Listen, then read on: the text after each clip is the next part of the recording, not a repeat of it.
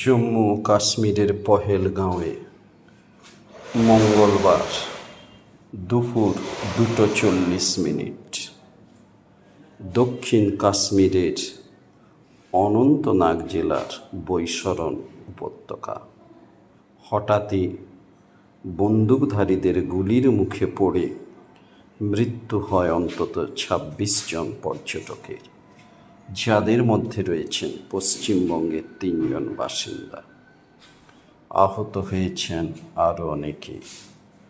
আতঙ্কে ছড়িয়ে পড়ে গোটা উপত্যকায়।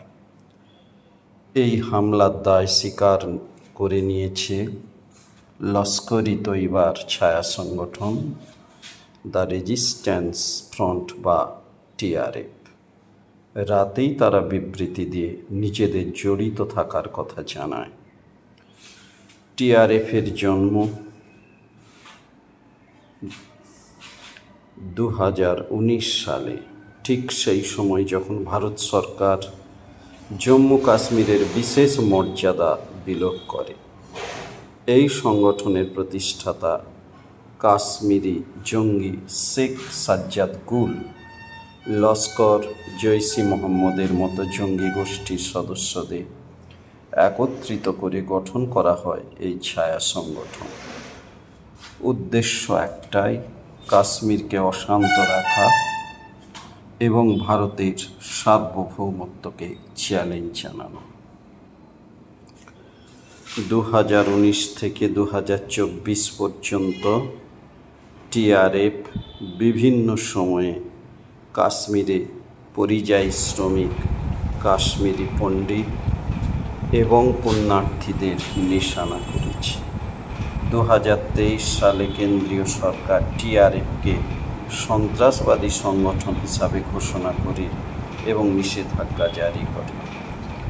ঘটনার খবর পেয়ে কাশ্মীরে পৌঁছান কেন্দ্রীয় স্বরাষ্ট্রমন্ত্রী অমিত শাহ। তিনি নিহতদের প্রতি শ্রদ্ধা জানান এবং পরিজনদের সঙ্গে কথা বলেন। একই সঙ্গে উপত্যকায় পৌঁছে যায় জাতীয় তদন্তকারী সংস্থার দল NIA জানিয়েছে হামলার পুঙ্খানুপুঙ্খ তদন্ত হবে এবং স্থানীয় পুলিশকে সব রকম সহযোগিতা করা হবে। তদন্তকারীরা খতিয়ে দেখছেন কিভাবে সেনা পুলিশের পোশাক পরে জঙ্গিরা হামলা চালাতে পারল এবং কিভাবে পর্যটকরা নিরাপত্তা বলয়ের বাইরে এলো। কাশ্মীরের পর্যটন শিল্প, যা এখনও ঘুরে দাঁড়ানোর চেষ্টা করছে নতুন করে চাপে। জঙ্গি হামলার ভয় সাধারণ মানুষের মনের মধ্যে নতুন করে আশঙ্কা তৈরি করেছে। বিশেষজ্ঞদের মতে TRF-এর মতো সংগঠনের দ্রুত বিস্তারের পেছনে ISI-এর সক্রিয় ভূমিকা রয়েছে। এদের দমন করতে হবে তথ্যভিত্তিক নজরদারি, স্থানীয় জনসাধারণের সহযোগিতা ও কড়া রাজনৈতিক সদিচ্ছার মাধ্যমে।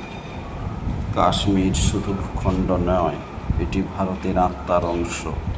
এই ভূমিতে আর যেন নিরীহ মানুষের রক্ত না ঝরে, সেই চেষ্টাই হোক আমাদের সম্মিলিত লক্ষ্য।